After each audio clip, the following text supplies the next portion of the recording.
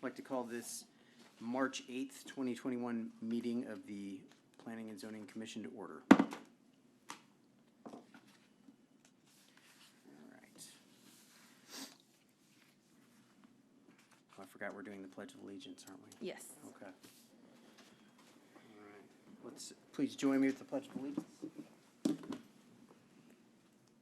I pledge allegiance to the flag of the United States of America and to the republic for which it stands, one nation, under God, indivisible, with liberty and justice for all.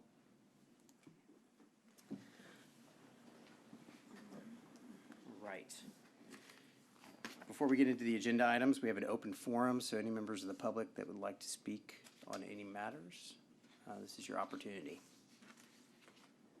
I just ask when you come to the podium, you introduce yourself and your full first and last name. All right. Seeing no one for the open forum, we're going to move on to item number 4, items to be removed from the consent agenda.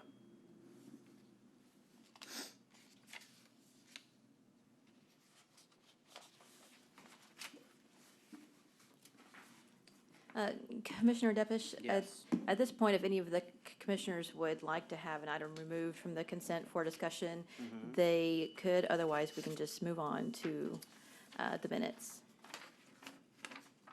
Yeah, there's only one item on the consent agenda, which is the minutes. Yes.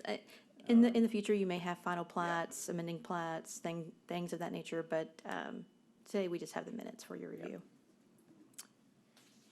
You don't want to remove the minutes from the consent agenda, do you? No, I do Okay. not. Okay, we'll leave them on there. All right, moving on then to the consent agenda items. Please review the minutes from the February 8th, 2021 meeting. And then I'll take a motion on whether to approve, or if anyone has any motions to make a change to the minutes, please make that motion. I'll make a motion to approve as written. Okay. And I would second that motion. Any discussion on any of the minutes? Nancy, you have anything? No, I do not. Mr. Mills, do you have anything? None. Okay. Then we'll take a vote to approve the minutes as written. Say aye. Aye. Aye. Aye. All right, being unanimous, the minutes are approved as written. Moving on to item number 6 on the regular agenda. And this being a public hearing, we will allow for a public comment on each of these items when the time arises. Again, please come to the podium and fully state your name at that time. So 6A, public hearing on the zone change for 2827 Railroad Street. Thank you. Elena Chafin, City Planner. This item was brought before this board or before this commission on February 8th, where the Planning and Zoning Commission moved to postpone the public hearing to today's meeting to try to evaluate any kind of alternatives to the proposal. Mr. Warren Sparks, the applicant, has been in communications with some of the adjacent property owners to try to work out an alternative route. But due to the winter storm, some of these meetings have been delayed, and so the applicant does request one additional postponement of this public hearing to the April meeting, to the regularly scheduled April meeting of the Planning and Zoning Commission. Mr. Sparks is also available if you have any questions, but essentially the purpose of the postponement is to just have more time to work with those adjacent property owners to see if there's a solution that we can work out. Okay. And this is a public hearing, so if there's any comments to be made on the request to be, to have one additional deferral of the public hearing on this matter, you can speak now. Yes, my name is Warren Sparks, and yeah, I would like to have more time. We can get everybody together and see if we can come up with a solution, Okay. you know, to see if we can solve this problem without destroying everything. Understood. Mr. Mills, did you have any questions for Mr. Sparks? Well, he might be muted. I say, I don't have any, that sounds good, fine to me, if he need more time. Okay. All right, any questions? No, I'm in agreement about Okay. more time. All right, thank you, Mr. Sparks. I'll call for a motion on the request to delay the public hearing to April 12th? Is that what you said it was? I would just postpone next it meeting. to the regular Planning and Zoning Commission held in April 2021. I think that's safer. Yeah. We don't know if we're going to have another winter storm. So we'll just, a motion to extend to the next regular Planning and Zoning Commission meeting in April 2021. Anybody want to make that motion? I'll make that motion as you just Just verbalized. stated. All right. And I will second that. All those in favor say aye. Aye. Aye. Aye. All right, being unanimous, that motion passes. We'll hear that next time. Moving on, the regular agenda to item 6B. Public hearing to consider a zone change from B2 General Business to R4 Multifamily for lots 10B1 and 10B1 easement 11 and 11B City Block 54 located on Martinsville Street. The request had been submitted by Nick Galen of Aspen Heights Partners in its case file ZON 2021-02. All right, thank you. Again, Elena Chafin, City Planner. As stated, this request is for zone change from B2 General Business to R4 Multifamily for approximately 24.7 acres of land located on the north side of Martinsville Street, east of University Drive. The multifamily zoning district is intended for higher density residential uses, which may contain a mixture of single-family, two-family, and multifamily dwellings. The applicant does intend to develop the property as a unified duplex development specifically marketed towards university students. The current zoning, that commercial zoning, that general business B2, allows for the construction of multifamily structures, which is limited to buildings containing 3 or more dwelling units, meaning it doesn't allow for the construction of other residential types like duplexes or single dwelling structures. Those couldn't be developed on the property under commercial, and so therefore the applicant's requesting a zone change to R4 to allow for a unified duplex development on the property. The area does consist primarily of both multifamily and commercial zoning districts and existing developments. Specifically, there's multifamily developments located immediately to the north and south across Martinsville Street. There is some vacant property to the east, and then to the west along University Drive, you have some commercial retail development, including the University Mall and the Walmart Neighborhood Market. Staff does find that the request to R4 multifamily is compatible with the zoning and the developed uses in the area. The future land use plan designates the majority of the subject property in the surrounding area as multifamily, with the northernmost tract designated as rural development. The proposed multifamily zoning district is consistent with the land uses that are described in the multifamily future land use category, which talks about multifamily structures in addition to duplex and single-family development. It's also important to remember that the future land use map is not a rigid parcel-specific mandate. More, it's a general guide to visualize the desired development pattern in a given area. And it specifically gives an example about multifamily development, since the location and timing of apartment development is highly market-driven and is difficult to reflect on a future land use map. A proposed multifamily residential development could still receive a favorable review even if the potential site isn't depicted on the general plan map. The zoning request also achieves some of the long-term goals of the comprehensive plan, notably the goal to grow inward and with targeted objectives that encourage infill development where infrastructure already exists, planning for a mix of land uses based on desired location and density, and promoting growth where you have existing utilities and compatible land uses. The subject property does have access to both water and sewer utilities. It does take access to Martinsville Street, which is designated as a future major collector on the city's thoroughfare plan. This street functions as the primary access for the residential uses in the area. This section of Martinsville Street between University Drive and Park Street is generally constructed as a two-lane local street. The western portion of the streets are a standard 32 feet wide roadway with curb and gutter and drainage and a 60-foot right-of-way. And those are those images that you see on your screen. Now, the eastern section of Martinsville Street does narrow to about 24 feet wide with open ditch drainage. The right-of-way in this area is undocumented, so it's most likely prescriptive, but with any new development along this section of roadway, we would be acquiring additional right-of-way for a future city project to upgrade that facility to a major collector, as noted on the thoroughfare plan. The commercial current zoning of the property, that B2 general business, is intended for your higher volume collector and arterial streets because they have more capacity to accommodate those more intense land uses. The proposed multifamily zoning actually has the effect of decreasing the intensity of those land uses that would be permitted. And so based on that, staff finds that the existing infrastructure is adequate to support the request. And therefore, there is infrastructure to support the change from B2 to R4. We did send out 23 written notices to property owners within the 200-foot notification area, and as of today, we haven't received any contacts. I do want to note that this zoning application was not subject to those additional noticing practices that City Council approved during their regular meeting on January 19th earlier this year. But all applications that are received on March 1st and after will be subject to those additional notification requirements. So we just wanted to clarify that this particular zoning case was not, but future ones will be. And this item is scheduled for the March 1st meeting of City Council. Wait, no, I'm sorry. Never mind. Ignore what I just said.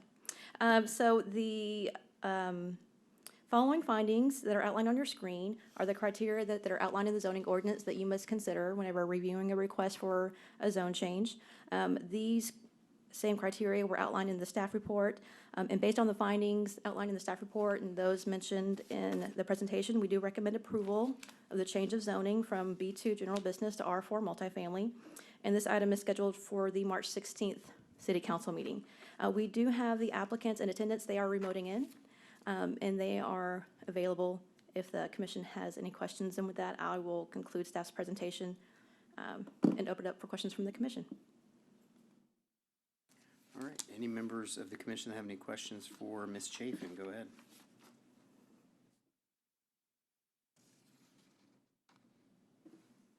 I have no questions.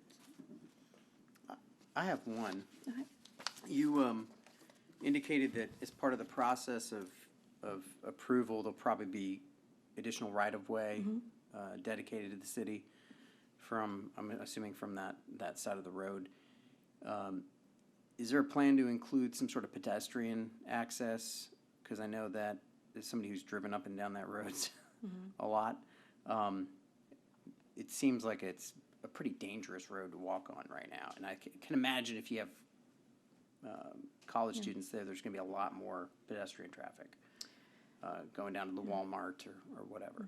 Is there any consideration of sidewalks or maybe some sort of other pedestrian way to get down to University or across University? Yeah, we do have a typical cross-section and street design for our major collectors. Not all of them include by, as default, a sidewalk. That's oftentimes evaluated at the time of the design.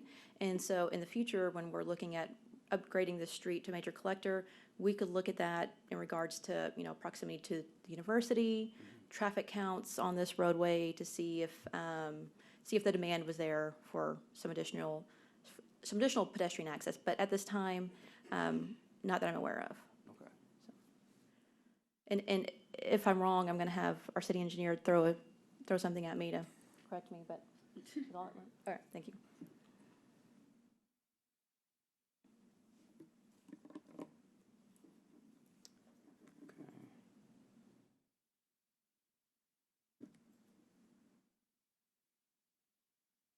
And the only other question I have might be more of a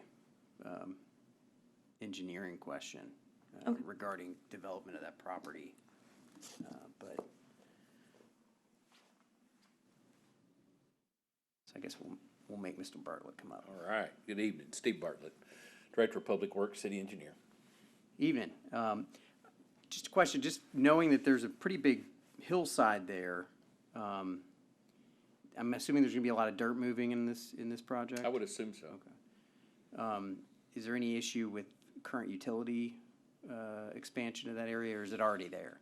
Well, there are already utilities there. It's a sewer line that crosses at water line on the road, and water line's not real elevation problematic for that. The sewer, of course, is, and we don't want them tank. covering the sewer or digging it up. So in general, Commissioner, at the zoning change level, Yeah. there's no schematic design. So I will tell you, we did have a pre-development meeting with them, and in that pre-development meeting, we got in the weeds a little more with some layouts. And we talked about the constraints of the topography and what it might mean as far as access and grading and drainage. So I think they have an awareness of all that, but none of that's been shown to us as far as their final plan. Right. So, but yeah, but they are aware. It's, the reason the site's undeveloped now is because it has challenges. So, yeah. Yeah, it seems to me that there'd be more of a demand probably if you've got multi-family units there versus a general business. Right. But of course, it's been too difficult to develop, I guess, for general business purposes, so. Correct. Yeah. And access is limited, and so I think that's one thing B2 has been a struggle with, so. Ultimately, and realize when we do a zone change like this, we're not vetting the development or the development's loads on the system. We're looking at, based on an R4 or based on a B2, what would be the max development that could occur from traffic and water and sewer.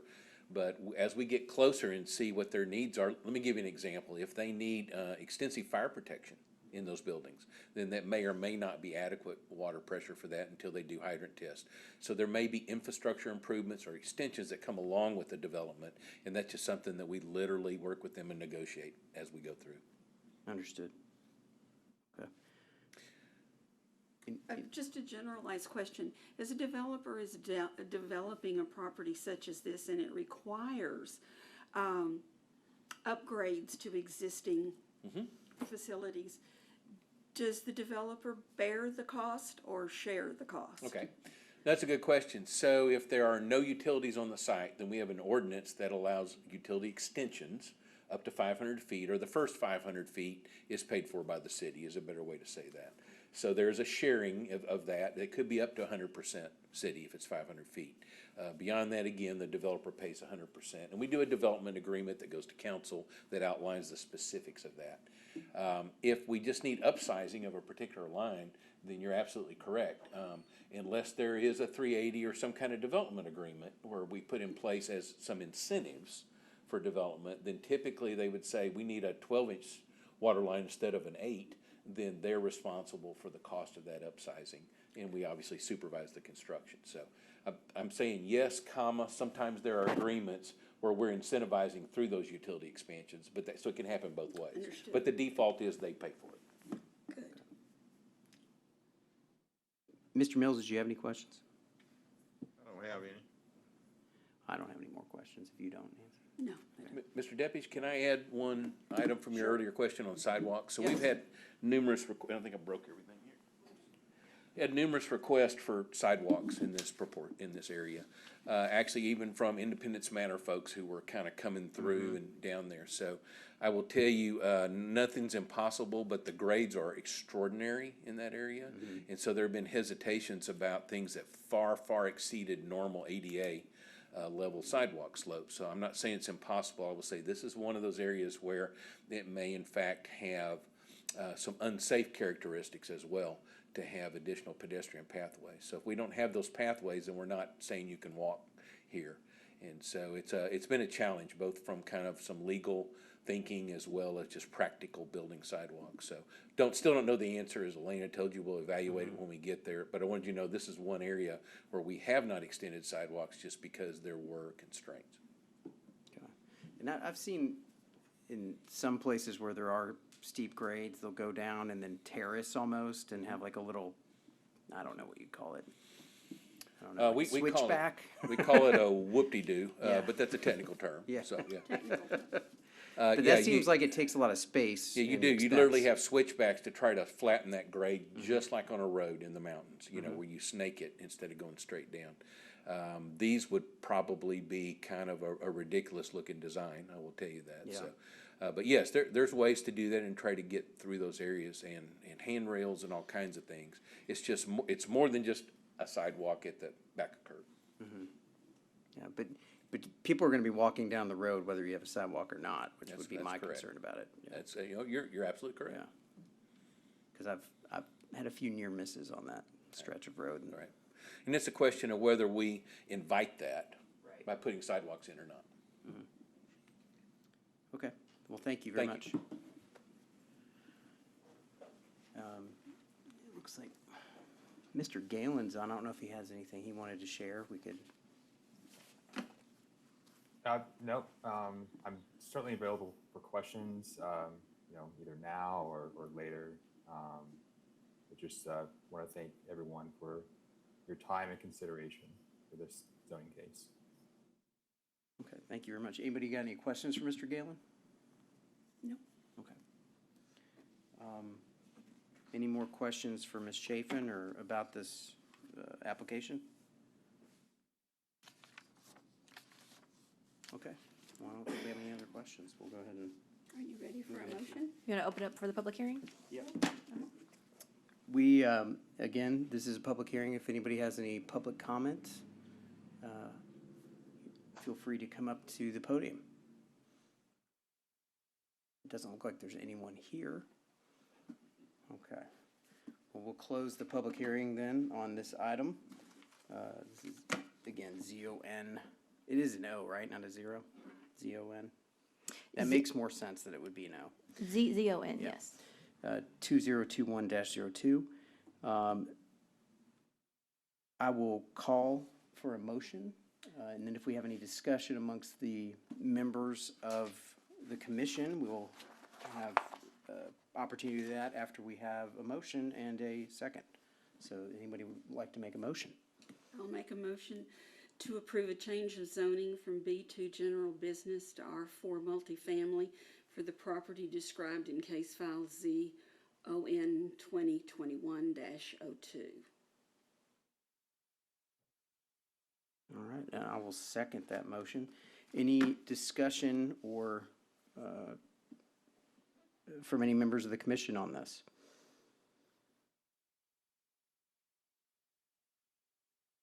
One thing I would be concerned about in the engineers will be working with the contractors on those different elevations to make sure that the safety requirements are met. Yep, inside the development. Yes. Yeah. And I definitely think that there's gonna be a lot of engineering involved on this matter. As far as the zoning change, I feel pretty good about it, as Ms. Chafin explained right now, being zoned general business on this, what is a really narrow stretch of road right there. It's actually kind of a worse situation than having this as and I think it's probably more suited to being an R4 development than it is general business, the way that the topography lays out. So it seems to me to be lessening the impact overall, so I think I'm in agreement with it. Any other comments or?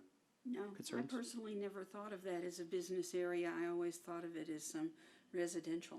Definitely, yeah. Definitely. It seems residential when you're driving through it. Okay. Well, we have a motion to approve the application for ZON 2021-02 in a second.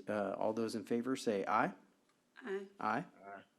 And being unanimous, the motion passes, and we will now move on to number 7 on our agenda.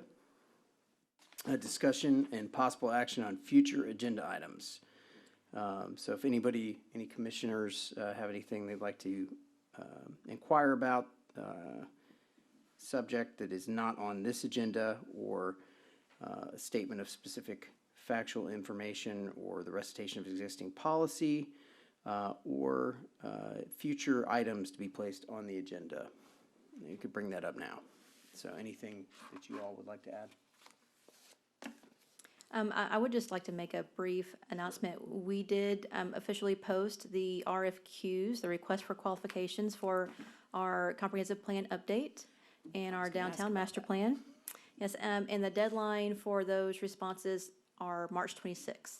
Okay. So after March 26th, we will stop accepting those qualifications. There will be an evaluation team, we'll review, and then have some additional interviews, and eventually we'll take hopefully we'll take an executed contract to city council in April or early May.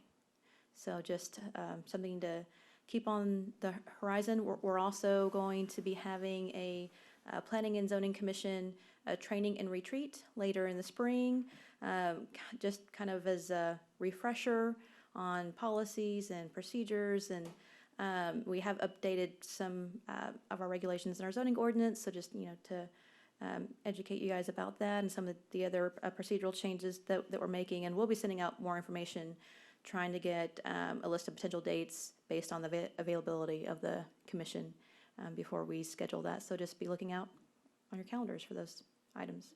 Great. And I was going to ask about the comprehensive plan, because I know that's such a crucial thing that we cite to every time we have a new zoning change application, is how it fits into the comprehensive plan. And then most of the time we're explaining why we shouldn't pay attention to it because it's too old, or why it's no longer necessarily something we need to worry about. So the timeline on that, I guess, would be we would still have something probably early next year on that, Yeah. if the timeline stays as is. Yeah, the tentative timeline that we scheduled for the actual process from beginning to end is about 18 months. A large chunk of that is that community engagement piece where we're reaching out and trying to get input from our community about what they want to see, how they want to grow, changes that they want to see, just in general. And so that'll probably be, that first 4 or 5 months. And then after that, we'll start working through the details and putting the plan together. And we'll have multiple workshops with the Planning and Zoning Commission and other committees to, fine tune a lot of those details. So it'll be an extensive year and a half process for that. Is there a simultaneous plan there for the new interstate corridor as well? Is that? Yes, simultaneously being worked on? the comprehensive plan update, as the RFQ is currently written, is going to include a housing needs assessment to evaluate our current housing stock and our housing needs for the future. It'll also include a future I-69 corridor study to help us evaluate infrastructure needs, land use needs, develop some economic development strategies to capture that potential economic opportunities from the future upgrades, to the I-69 upgrades. Okay. Great, because I know that's another thing that we're always talking about. Yes. All right, any other? I just had one comment apropos to nothing probably, but at last meeting we had somewhat of a conversation about public information and getting out public information about what the city has done. After that time, I got a Friday update, and the use of Constant Connect is the perfect tool for doing more public information and that sort of thing. Does Friday update happen every week, or? It does. So every week we have we call it our city council update, and we include information from all the various departments about what we're doing, projects we're working on, just general citywide updates. And if you've ever signed up to get any kind of email or anything from the city, you get added to this list for public announcements. So maybe you didn't specifically sign up for that update, but because you're on the list, you receive those alerts. And there is, you can go online and sign up to get those future updates. We also put them on our Facebook, a link to that report, and we send it out to our local media. So they can pick up those different projects and things we're working on. Yeah, I just have, I've worked with Constant Connect before, and it's really a good tool if you can keep people from opting out. Yeah. Well, and it saves that step of people reaching out to look for the information. They just get it in their inbox. So it's, yes, And I'm glad you like your it. successes, yes. Thank you. Yeah, I also noticed that. I don't know if it may have been going to my junk folder before or something, or maybe I just got added to the list. I don't know. Yeah, you should check your spam and Yeah. see if it's in there. but I just saw it the other day, and I was like, oh, Well, look at this. and I did ask our public information officer to add the commission to that email group. So that may, that may be why. that may be That's why, yeah. Okay, great. No, good stuff. Well, thank you. Thank you. Mr. Mills, did you have anything? I don't want to cut you off just because you're not here. We good. I was just, thinking about that public, update. I can encourage people to get information off of that who want to know what's going on with the city. Yeah. Yeah, I do think it's good because it's hard to get local information sometimes. All right, well, anything else? No? I have nothing. All right. Well, I think we are done. We can adjourn. It is now 5:34 PM. This meeting is adjourned. Thank you. Good night. Did you know? Thank you.